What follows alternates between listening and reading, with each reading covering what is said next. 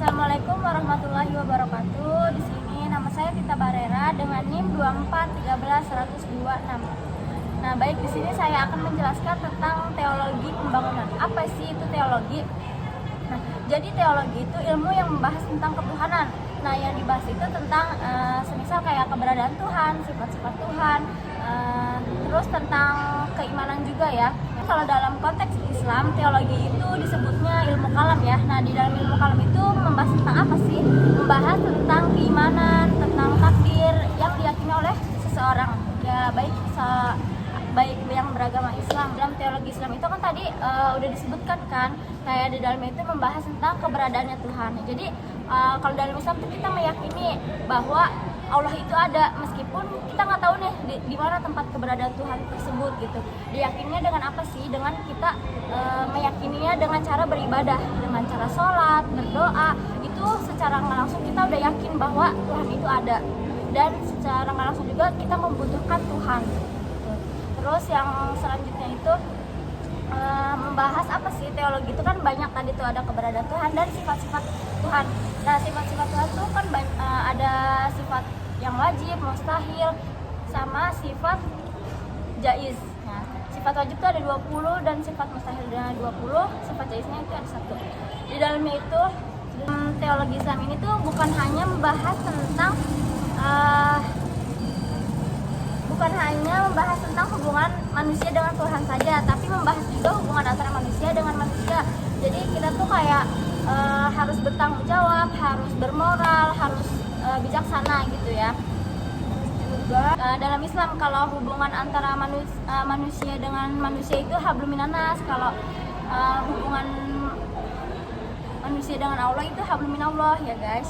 Terus lanjut lagi yang selanjutnya yaitu teologi pembangunan. Kan tadi teologinya udah tuh dijelaskan. Sekarang pembangunan. Apa sih pembangunan? Jadi pembangunan di sini tuh bukan pembangunan proyek kayak suatu gedung, suatu proyek gitu ya. Tapi pembangunan di sini itu tadi kan kita udah membahas tentang teologinya. Nah, kalau yang sekarang itu kita membahas tentang pembangunan. Jadi ibarat kata ya, kalau tadi kan teologi tentang teori-teorinya, nah di pembangunan ini kita praktekannya gitu.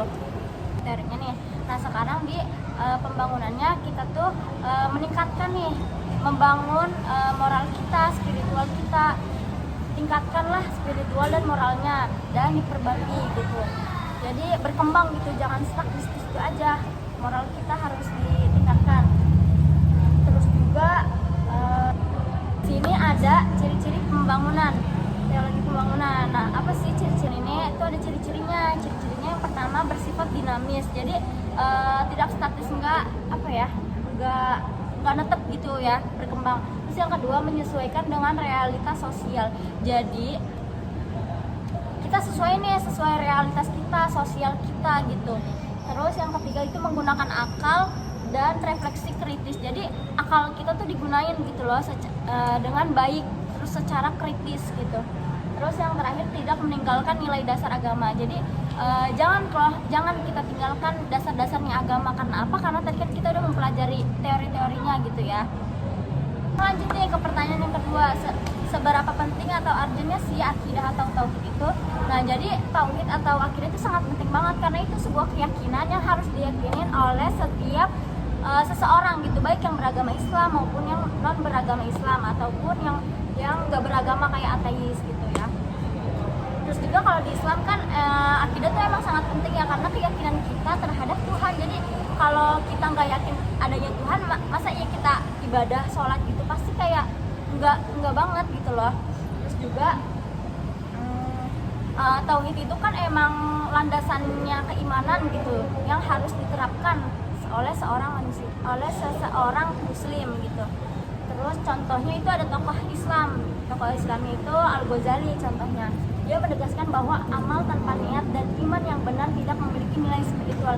Jadi kita itu kalau melakukan sesuatu itu dengan diniatin, dengan dengan niat dan iman yang baik gitu.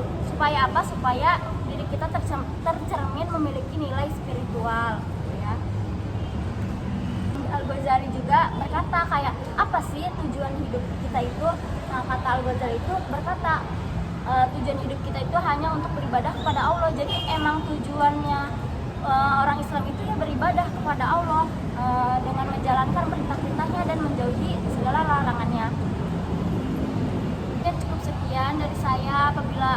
banyak kata-kata yang salah, mohon dimaafkan karena di sini masih proses dalam belajar. Kurang lebihnya mohon maaf. Wassalamualaikum warahmatullahi wabarakatuh.